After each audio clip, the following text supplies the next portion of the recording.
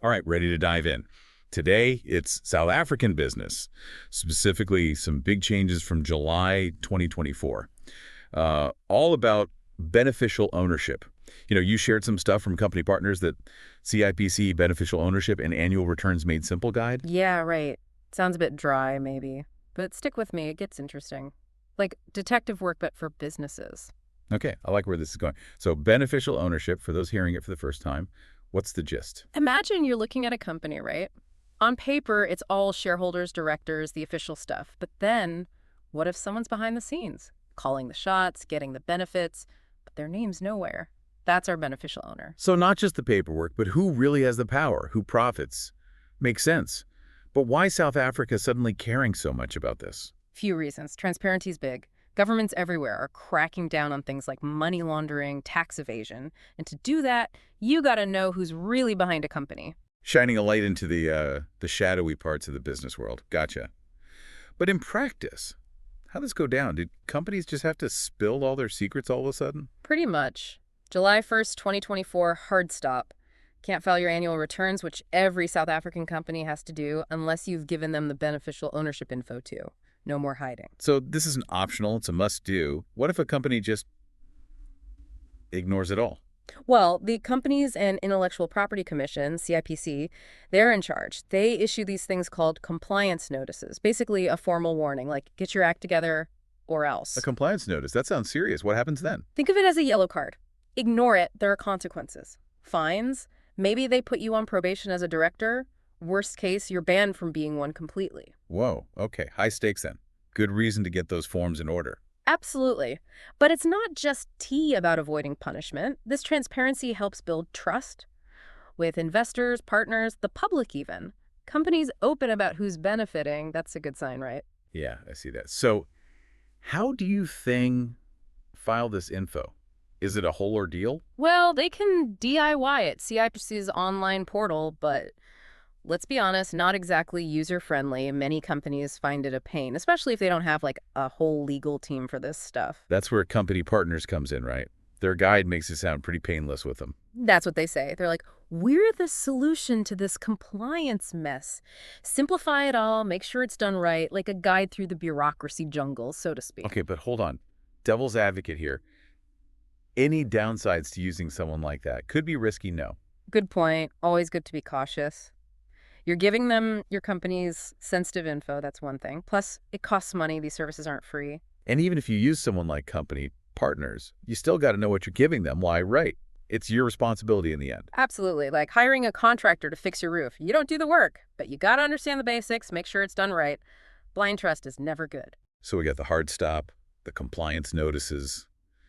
What else about these requirements? Anything stand out from the guide? Yeah, it talks about annual returns, and that's where it gets even more interesting. See, these aren't just a formality. It's how a company proves to the CIPC, hey, we're legit, we're active. An annual checkup for their legal health, sort of.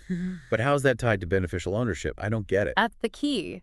Now, with this new requirement, the CIPC is looking at those returns way closer, looking for inconsistencies, anything that doesn't match the beneficial ownership info. So it's not just submit once and forget it. Got to keep everything matching up in all your filings. And what if they miss the deadline for those annual returns? Let's say CIPC doesn't mess around with deadlines, penalties, and worst case, they can deregister the company. Deregister. Meaning it's basically gone. Legally, it doesn't exist anymore, can't operate, directors might face consequences themselves. Pretty serious stuff, big incentive to file on time. So we got beneficial ownership, the hard stop, compliance notices, annual returns. A lot's changed for South African businesses. But what about those share certificates you always hear about? Where do they fit into this? Now, that's a good question. Funny enough, the Company Partners Guide doesn't really address it. Share certificates are proof of who owns what in the company, right? Important for bank accounts, settling disputes, all that.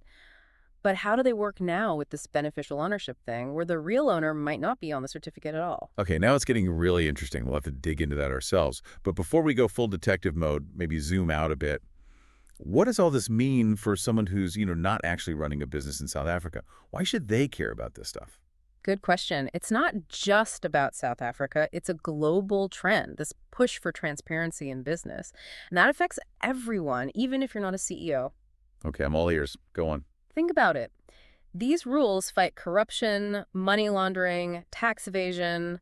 Those things don't just hurt big companies, they hurt people, economies, global stability even. So even if we're not in the thick of it, these changes ripple out and touch us all somehow. Exactly. And on a personal level, it helps you be a smarter citizen, a better investor even. You see news about companies all the time. Now you can ask the right questions, knowing about beneficial ownership. I see the connection now. It's not just legal mumbo-jumbo. It's about understanding how things really work. Mhm. But before we get too deep down that rabbit hole, maybe a quick recap of what we've learned so far. Good idea. Let everyone catch their breath before we jump into the next layer of all this. So we were starting to look at this whole beneficial ownership thing and how it might shake things up with share certificates. Right, yeah. It's like we've got all these puzzle pieces. Share certificates prove ownership, but now the CIPC wants to know who's really benefiting, even if their name isn't on there. How do those two things work together? That's the question, isn't it? Imagine you're the CIPC, looking at these certificates and then the beneficial ownership info. What if they don't match up? Red flags all over the place, right? Like saying one person owns the car, but someone else is always driving it around, getting all the use out of it. Doesn't add up. Exactly. And that's where companies need to be careful. Make sure those certificates and declarations line up perfectly. It's not just checking a box anymore. It's got to show a clear picture of who owns what and who benefits. So no more just tucking those certificates away in a drawer. Companies got to actually look at them, make sure they're accurate, and update them anytime this beneficial ownership changes.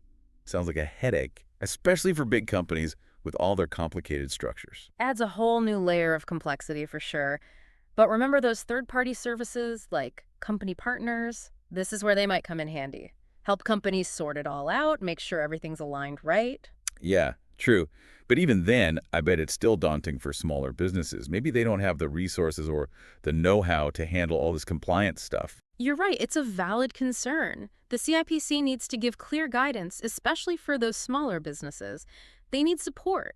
These rules shouldn't be a burden or discourage people from starting businesses. Right. The goal's transparency and fairness, not creating roadblocks, Yeah. right? It's about finding that balance. Exactly. And don't forget, this isn't just a South African thing. It's a global shift. All over the world, countries are trying to figure out this whole transparency and accountability thing in business. So it's like a worldwide movement to lift the curtain, right? Yeah. See who's really in control, who's profiting from all these complicated business structures. Exactly. And it's fueled by this realization that unchecked power, in Yeah. corporations, it can have serious consequences. We've seen it time and again, hidden structures leading to corruption, tax evasion, even criminal stuff. Yeah. And that doesn't just hurt the companies, it hurts everyone. Economies, societies, even global security, right? This transparency push, it's about more than just good governance. It's about protecting everyone. Absolutely. It's recognizing that what happens in the business world, it doesn't stay there. It affects all of us in the real world. I get it now. Okay, so it's part of a global trend, big implications. Mm. But practically speaking, how's the CIPC going to enforce all this? Do they actually have what it takes to make a difference? The million-dollar question. Experts everywhere are debating this. Rules are only as good as their enforcement. And for the CIPC, it's a huge challenge. They've got so many companies to oversee. They need ways to check all this info, Yeah. find inconsistencies, and actually DO something if there are violations. And they got to do it all with limited resources within a complicated legal system. It's a lot to ask, for sure. So how do you think they'll tackle it? Can they really keep up with all the tricks companies might use to hide their ownership? Well, data analysis is a big one. They're gathering tons of info from companies, using fancy algorithms to analyze it, looking for patterns, anything suspicious that stands out. So they're not just taking companies at their word. They're digging deeper, using technology to connect the dots. That's good, right? Exactly. And they're working with other regulators, too, here in South Africa and internationally. These things cross borders all the time. To really be effective, they got to share info, work together. Makes sense. These ownership webs, they can go all over the world. Yeah. Got to cooperate to follow the money trail, find out who's really benefiting. You got it. Another big thing is public awareness. CIPC is educating businesses and the public about the rules, highlighting why transparency matters and what happens if you don't comply. So it's not just catching the bad guys, it's making a culture of compliance. Companies knowing the rules, individuals knowing they can hold those companies accountable. Exactly. Making transparency the standard, not the exception. That takes a change in thinking for everyone. So what would you say to someone listening who's thinking, okay, interesting, but what can I do about it? I'm not a regulator, I'm not a CEO, just an average person. That's a great point. We all have a part to play. Even small actions matter. Okay, like what can people actually do to get involved? First, stay informed. Read up on this stuff. Follow the news. Talk about it with others. The more we discuss beneficial ownership, the more pressure we put on those in charge to do the right thing. Awareness is key, right? But what about taking action? What else can people do? Support organizations fighting for transparency. Ask questions about the companies you invest in, the stuff you buy, and most importantly, speak up. Advocate for stronger rules, better enforcement. Be a smart consumer, a responsible investor, an active citizen. Use our choices, our voices, to push for a better world. You got it. We all have a stake in this. Beneficial ownership, it's not just for lawyers and accountants. It's about good governance, and that affects everyone. Okay, that's a great takeaway. But before we wrap up, any final thoughts for our listeners as they try to navigate this whole thing? Remember, it's a work in progress. This fight for transparency never really ends. Regulators adapt, and so do those trying to bend the rules. Like a constant back and forth. But what can regular people do to stay informed, stay involved?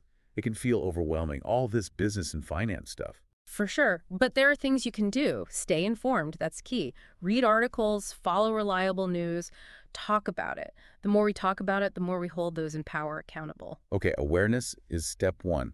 What about actually doing something? Can individuals make a real difference? Absolutely. Support groups working for transparency. Ask questions about the companies you support, the things you buy. Most importantly, use your voice. Advocate for stronger rules, better enforcement.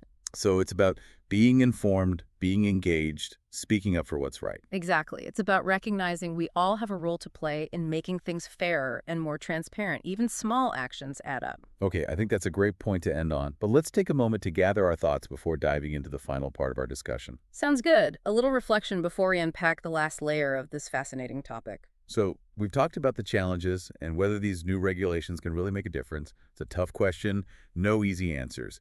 But do you think the CIPC can actually make this work? It's a massive task, that's for sure. Overseeing so many companies trying to find the ones hiding their true ownership. It's like finding a needle in a haystack, right? Especially with those who know how to use the system, all those complex structures and overseas entities just to cover their tracks. But the CIPC must have some plan, Yeah. right? How are they actually enforcing these rules? Well, data analysis is big. They're collecting a lot of information from companies, using algorithms to analyze it all, looking for those red flags, anything that seems off. So it's not just trusting companies to tell the truth. They're actually digging deeper, using technology to connect the dots. That's gotta help. It does. And they're working with other regulators too, here in South Africa and internationally. This stuff crosses borders all the time. They have to share information, work together to be effective. Right, because those ownership webs can stretch all over the world. You need cooperation to follow the money, find out who's really at the top. Exactly.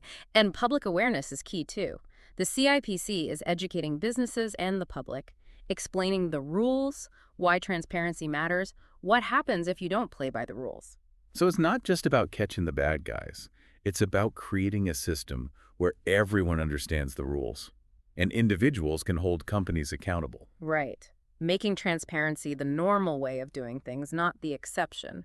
But that takes a change in thinking for everyone. So what would you say to someone listening who's thinking, okay, this is all interesting, but what can I do about it? I'm not a regulator, I'm not a CEO, I'm just a regular person. I think it's important to remember we all have a part to play. Even small actions can make a difference. Like what?